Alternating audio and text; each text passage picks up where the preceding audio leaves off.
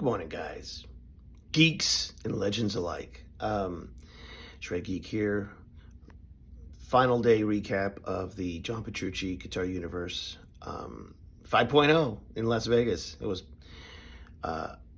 fucking awesome. I'll end up doing probably another video on like a review or all the fun and all the bullshit and stuff that happened at the event. But that'll be another video. This is just a recap of day 4, which was yesterday, Sunday. It's Monday morning. I'm packed up, ready to head off to the airport. But I thought I'd had a few moments. I thought I'd go ahead and, with some peace and quiet, record a quick little video. So anyway, woke up yesterday morning and had breakfast. And that's a video probably all to itself, but I won't go there right now. And first breakout session in the morning, I'll just keep it simple. I was like, you know what? Angel Vivaldi's been killing it. Not to mention he's my favorite guitar player. But that being said, so I did his morning breakout session at 10 a.m. Then at 11:15, we had a Q&A at the event center with John Petrucci with Mike Portnoy. That was like an hour. I mean, people just hit him with questions, and it was just some drum questions, some dream theater related questions, and just different things. So and it was just really, really great to hear the man give the answers and stuff like that. Then we had lunch. Then we had the final master class with John Petrucci, and this master class was something he had set up for us, I think on Friday.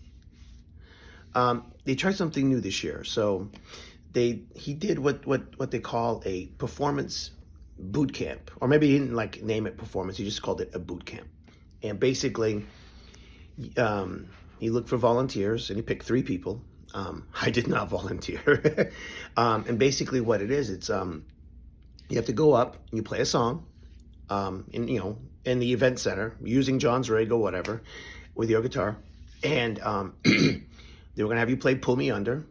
And they were going to throw everything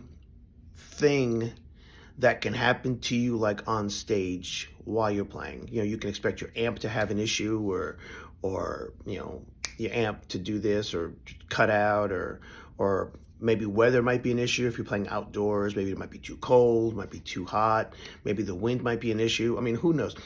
All this stuff, unruly fans stage diving and stuff, right? So all kinds of possibilities. Anyway, so this masterclass was like that boot camp. And the three guys that went up there, I don't remember their names. It was Alan, Gabriel, and Lucas, I think. Mind blown. I mean, they had leaf blowers up there blowing up in their face while they were playing, walking around with spray bottles to wet them like it was raining. The amp was changing channels on its own. It was hysterical. And these guys powered through. It was fucking phenomenal. I mean, I couldn't get over it. I was like, man, I would have lost my place in the song. There was at one point where the vocals came in at the wrong time and threw everything. I mean, it was a fucking mess. But hats off to those 3, man. They all did fucking phenomenally, And I think Gabriel, the 15-year-old, is the one that won. I mean, he just powered through and he played. And I mean, the solo's coming up for the song, and suddenly the amp switched to the clean channel, and it was just hysterical. I felt terrible, but I mean, we all had a good laugh. Oh, and the people in the audience all had signs play Freebird or rock harder, or of course the infamous "It's my birthday." I mean, it was so hilarious. Jason Richardson actually came up on the stage while they were playing and was hanging out with them and taking selfies with them while they were playing. It was so funny. I mean, kind of those fans that come up on stage and try to get a picture with you or whatever. Anyway, it was so hysterical. It was so funny. So hats off to them. It was a lot of fun. It was a lot of laughs. And it was really an eye-opener. And then, for the concert at the end of the night, they had some issues of their own, which was funny because I'm like, did they set this up to get John back or what? So I don't know. But anyway, it was funny. And so after the boot camp masterclass, then we had teeny break. I think it was like 30 minutes. And then we had our final final breakout session of the day. And I did the follow-up one with Angel Vivaldi. And then we had our dinner. And I'm going to go out and say this, and I'll probably talk about more of this on the over-encompassing video on the whole event. But I mean, the food has been like, I'm not going to say like 5-star, but I mean, way beyond what I expected. I mean, the food was extremely good. It was like buffet style, but I mean, it was hot. It was really tasty. It wasn't like greasy and like just, I mean, it was well prepared, and the tables were all set up nice with, tablecloths and big glasses of ice water and all this stuff. I mean, it was extremely well done. It was almost like you were walking into a wedding, I guess, for, if they have buffet style or something. But the food was really good. And each night was a different theme. So I think the first night was Italian food, so like pasta and pasta sauces and stuff. Then we had Asian, I think, the next night. Then it was Mexican on Saturday. And yesterday's, I think, was just like an American hot. It was like mahi, or what the hell is that thing? It was like grilled chicken, something or other, with rice and this and that. So it was really good. It was pretty awesome. And then the wrap up the event was the concert. So Mean Streak, which is with John Petrucci's wife, Rena Petrucci. She's a guitar player, and it's all female band. And they were up there and they were rocking it. They were killing it, and sounded great. I mean, Rena had a phenomenal guitar sound. I know she was probably using John's rig for the most part, but I mean, I don't know what it was in Her Majesty, but I mean, she was slaying out there.